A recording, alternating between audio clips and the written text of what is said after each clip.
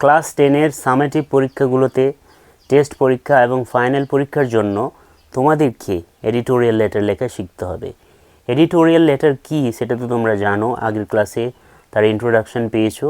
তবুও এখানে একটু বলে নিই, আমাদের সমাজে বা মানুষের জীবনে যখন কোনো সমস্যা সৃষ্টি হয়, কোনো বড়সড় সমস্যা যেটা পুরো সমাজটাকে প্রভাবিত করছে বা সমাজের একটা বড় অংশকে প্রভাবিত করছে, সেই সমস্যা সম্পর্কে যখন আমরা লোকেদেরকে জানাতে চাই, তাদেরকে অবগত করতে চাই এবং সরকার যাতে সেই সমস্যার জন্য তাকে সমাধান করার জন্য কোনো ব্যবস্থা নেয়, তার জন্য যখন আমরা সরকারকে খোঁচা দিতে চাই, তখন আমরা তা এইভাবে করতে পারি।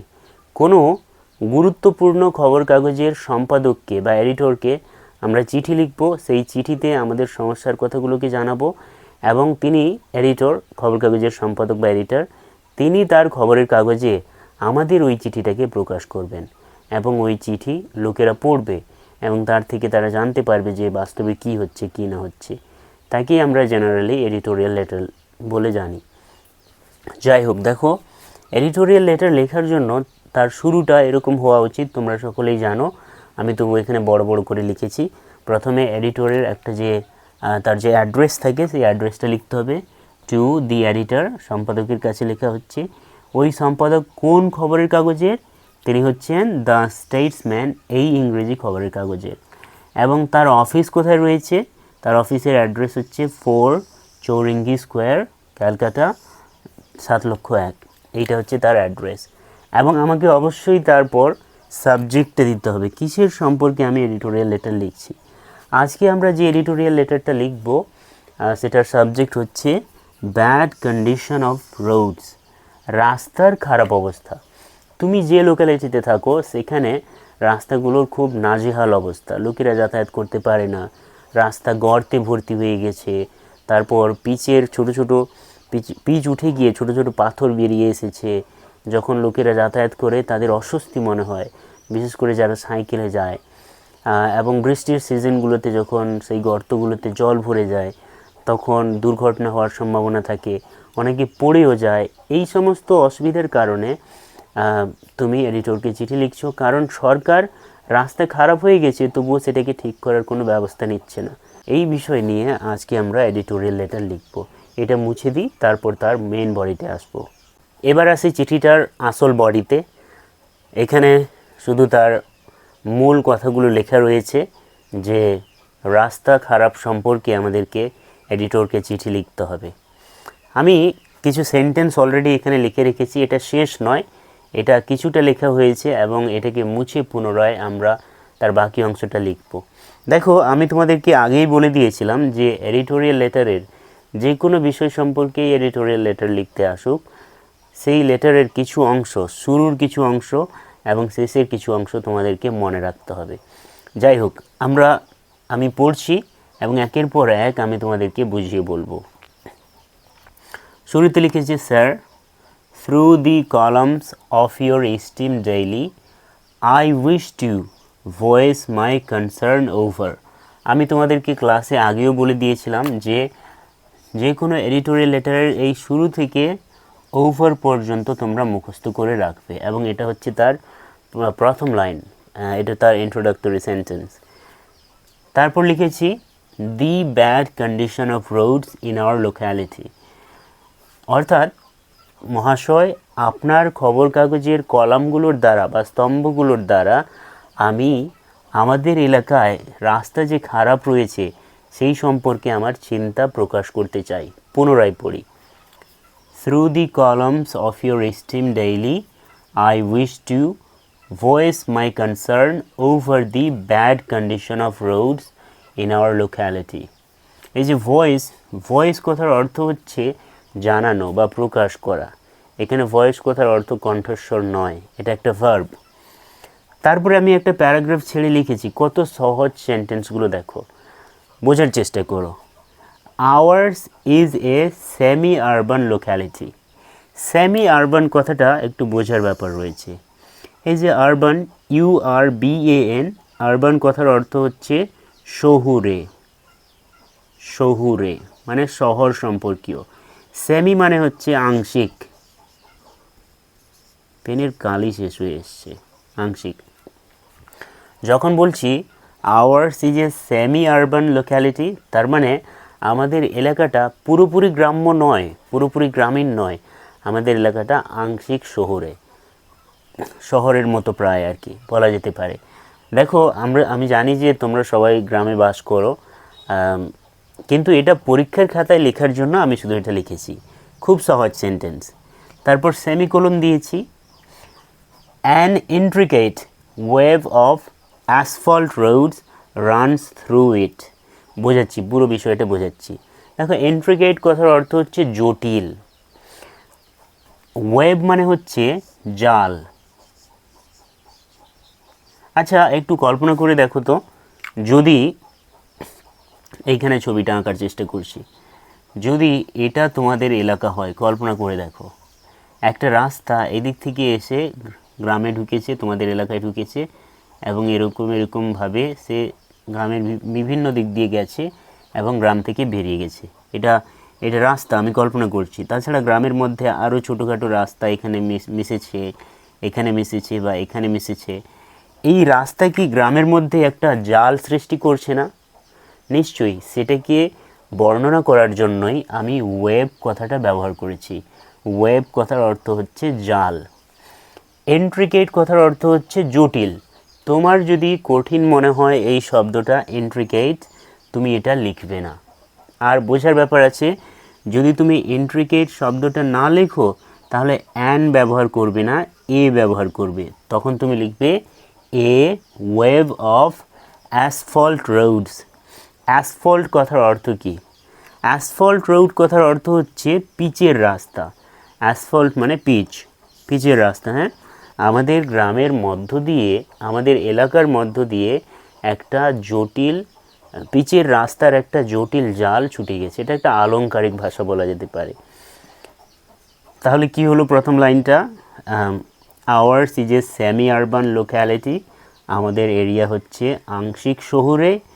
অ্যান ইন্ট্রিকেট ওয়েভ, না হলে a wave of asphalt roads runs through it, একটা পিচের রাস্তা একটা জাল সৃষ্টি করেছে আমাদের এলাকায়। আনফর্চুনেটলি কথার অর্থ হচ্ছে দুর্ভাগ্যক্রমে। The roads are not properly maintained. দেখো, আমি এই কথার দ্বারা বোঝাতে চাইছি যে মেনটেইন মানে তো জানো, মেনটেইন করা, রক্ষণাবেক্ষণ করা, দেখাশোনা করা। আমি বলতে চাইছি যে দুর্ভাগ্যক্রমে দ্য রোডস, যে রাস্তাগুলো আমাদের এলাকার মধ্য দিয়ে গেছে, সেই রাস্তাগুলোকে ঠিকঠাকভাবে রক্ষণাবেক্ষণ করা হয় না, মেনটেন করা হয় না।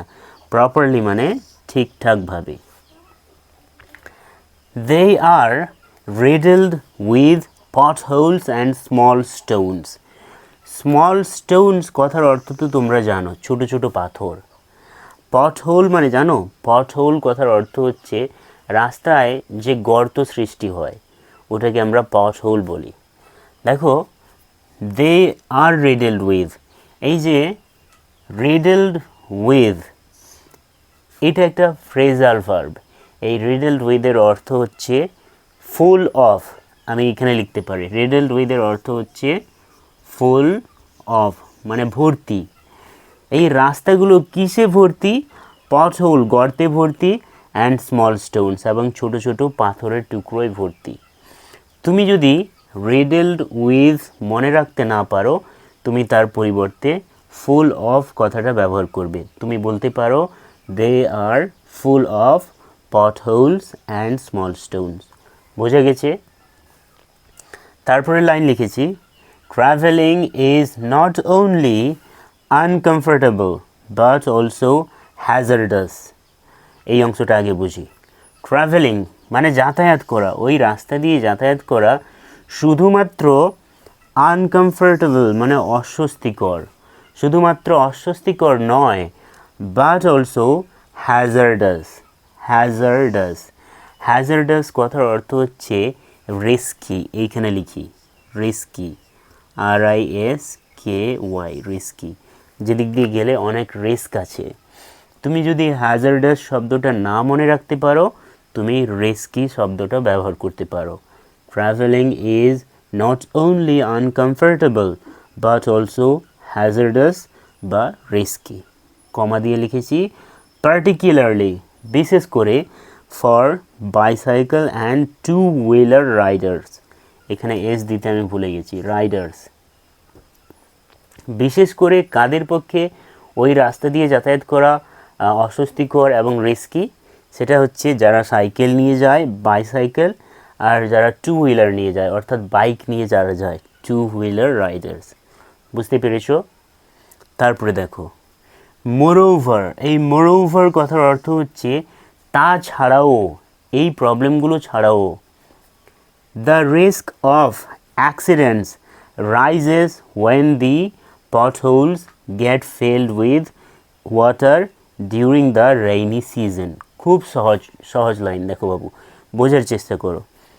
দ্য রিস্ক অফ অ্যাক্সিডেন্টস মানে অ্যাক্সিডেন্ট হওয়ার যে রিস্ক, যে চান্স, রাইজেস, RISES, রাইজ আমরা জানি রাইজ মানে বৃদ্ধি পাওয়া, বেড়ে ওঠা। অ্যাক্সিডেন্টের চান্স বেড়ে যায় ওয়েন যখন দ্য পটহোল, সেই পটহোলগুলো, গর্তগুলো, গেট ফিল্ড ভর্তি হয়ে যায়, উইথ ওয়াটার, জলে ভর্তি হয়ে যায়। কখন? During the rainy season, during the rainy season. Rainy season মানে বৃষ্টির দিন। আমি এটা বলতে চাইছি যে যখন বৃষ্টির দিনে পটহোলগুলো, ওই গর্তগুলো জলে ভর্তি হয়ে যায়, তখন অ্যাক্সিডেন্ট হওয়ার চান্স বেড়ে যায়। তারপরের লাইন লিখেছি bad road conditions often lead to traffic কনজেশন। দেখো শব্দগুলো শুনতে কঠিন মনে হচ্ছে, কিন্তু কি করা যায়, তোমাকে নতুন শব্দ শিখতেই হবে। আর কতদিন তুমি ক্যাট, ব্যাট, র্যাট, ফ্যাট এগুলো নিয়ে পড়ে থাকবে? যখন ক্লাস 10-এ পড়ছো, তোমাকে চেষ্টা করতে হবে যে নতুন নতুন শব্দ প্রতিদিন মাথায় মেমোরাইজ করার। আমরা যদি নতুন শব্দ না শিখি, তাহলে আমরা আমাদের উত্তরগুলোকে বড় ক্লাসে যখন আমরা উঠব, 11-12-এ যখন আমরা যাব, তখন তুমি তোমার উত্তরগুলোকে সাজাতে পারবে না, তুমি শব্দই খুঁজে পাবে না। সে যাই হোক, এখানে ফিরে আসি। ব্যাড রোড কন্ডিশনস, রাস্তার যে এই খারাপ অবস্থা, অফটেন, প্রায়ই, অফটেন কথার অর্থ হচ্ছে প্রায়ই, লিড টু ট্রাফিক কনজেশন, এর উচ্চারণ হচ্ছে বাবু congestion, CON, conges, GES, ges, TION, tion, কনজেশন, কনজেশন বলবে না, হ্যাঁ। কনজেশন কথার অর্থ হচ্ছে ভিড়, অর্থাৎ এই খারাপ রাস্তার কারণে ট্রাফিকের ভিড় হয়, ভিড় সৃষ্টি হয়, এইটা আমি বোঝাতে চাইছি। বাকি কিছুটা অংশ বাকি আছে, সেটা আমি এটা মুছে দেখাচ্ছি। এবার আসি চিঠির শেষ অংশে। দেখো আমি যে অংশটা লিখেছি, যে কোনো এডিটোরিয়াল লেটারের শেষ অংশে, বিশেষ করে যদি তুমি কোনো খারাপ কিছুর সম্পর্কে লিখছো, bad condition of roads, bad condition of hospitals, bad condition of schools ইত্যাদি, যে কোনো ব্যাডের সম্পর্কে যদি লেখো, তাহলে তুমি ওই চিঠির, ওই এডিটোরিয়াল লেটারের শেষ অংশে এই লাইনগুলোকে অ্যাড করতে পারো। দেখো তোমাকে কিছু না কিছু তো পড়তে হবে, তোমার মাথায় যদি কিছু মনে না থাকে, তাহলে তুমি পরীক্ষায় লিখতে পারবে না। ইংরেজিতে তোমাকে লিখতে শিখতেই হবে। সেই জন্য তোমার যাতে সুবিধা হয়, তোমাদের যাতে সুবিধা হয়, সেই জন্য আমি এডিটোরিয়াল লেটারের শেষ অংশে যে কথাগুলো লিখতে হবে সেটা এইখানে লিখে রেখেছি। দেখো এখানে বলছি যে despite repeated complaints, despite repeated complaints, complaints কথার অর্থ হচ্ছে অভিযোগ। এটা চলছে না কেন? কমপ্লেইন্টস কথার অর্থ অভিযোগ। রিপিটেড মানে কি? রিপিটেড কথার মধ্যে কি রিপিট শব্দটা নেই? এই যে রিপিট মানে বারবার করা, আর রিপিটেড মানে বারবার। ডিসপাইট মানে সত্ত্বেও, এটা একটা প্রিপোজিশন, সত্ত্বেও মানে বারবার অভিযোগ করা সত্ত্বেও। অভিযোগ যখন করা হয়, কারো না কারোর কাছে তো অভিযোগ করা হয়। কার কাছে অভিযোগ করা হয়েছে? টু দি রেসপেক্টিভ অথরিটিজ, যারা দায়িত্বে রয়েছেন সেই অথরিটির কাছে বারবার অভিযোগ করা সত্ত্বেও। নো সিগনিফিক্যান্ট, সিগনিফিক্যান্ট কথাটা গুরুত্বপূর্ণ। সিগনিফিক্যান্ট কথার অর্থই হচ্ছে গুরুত্বপূর্ণ। No significant action has been taken to improve the situation. Improve মানে তো তোমরা জানো, ইমপ্রুভ মানে কোনো কিছুকে ভালো করে তোলা, ইমপ্রুভ করে তোলা আর কি। সিচুয়েশন মানে পরিস্থিতি। দেখো, নো সিগনিফিক্যান্ট অ্যাকশন, কোনো গুরুত্বপূর্ণ অ্যাকশন, পদক্ষেপ, অ্যাকশন মানে হচ্ছে পদক্ষেপ, হ্যাজ বিন টেকেন, নেওয়া হয়নি, টু ইমপ্রুভ দ্য সিচুয়েশন, পুরো পরিস্থিতিটাকে বদলানোর জন্য, ইমপ্রুভ করার জন্য। তাহলে এই লাইনটা সহজ, মনে রাখবে। Despite repeated complaints to the respective authorities, যারা দায়িত্বে রয়েছেন সেই অথরিটির কাছে বারবার অভিযোগ করা সত্ত্বেও no significant action has been taken to improve the situation, পরিস্থিতিটাকে বদলানোর কোনো অ্যাকশন, যথাযথ অ্যাকশন নেওয়া হয়নি। দেয়ারফোর, সেই জন্য, দেয়ারফোর কথার অর্থ হচ্ছে তাই বা সেই জন্য, sir I urge you, urge কথার অর্থ হচ্ছে রিকোয়েস্ট, আর্জ কথার অর্থ হচ্ছে রিকোয়েস্ট। যদি তুমি আর্জ না মনে থাকে তোমার, তুমি রিকোয়েস্ট লিখবে, কিন্তু আর্জ লেখাটা ভালো। I urge you to highlight. আচ্ছা, হাইলাইট কথার অর্থ তুমি জানো কি? আমরা একটা একরকমের পেন ব্যবহার করি না, ওই লাইন, বইয়ের গুরুত্বপূর্ণ লাইনগুলোর উপরে চালানোর জন্য ওই পেনগুলোকে বলা হয় হাইলাইটার। হাইলাইটার কি করে? বইয়ের যে সবচেয়ে গুরুত্বপূর্ণ লাইন আছে সেইগুলোকে আমাদের চোখের সামনে তুলে ধরে। ঠিক তেমনি হাইলাইট কথার অর্থ হচ্ছে মেন প্রবলেমগুলোকে সামনে নিয়ে আসা। আমরা এইভাবে সেটাকে বুঝতে পারি। দেখো, therefore sir I urge you to highlight this issue. Issue কথার আরও একটা কমন ইংরেজি শব্দ হচ্ছে প্রবলেম। ইস্যু কথার আর একটা শব্দ হচ্ছে প্রবলেম। আমি প্রবলেম না লিখে ইস্যু লিখেছি। To highlight this issue in your steam daily, আপনার খবর কাগজে স্যার আপনি এই সমস্যাটাকে তুলে ধরুন, আমি এটা আপনাকে রিকোয়েস্ট করছি।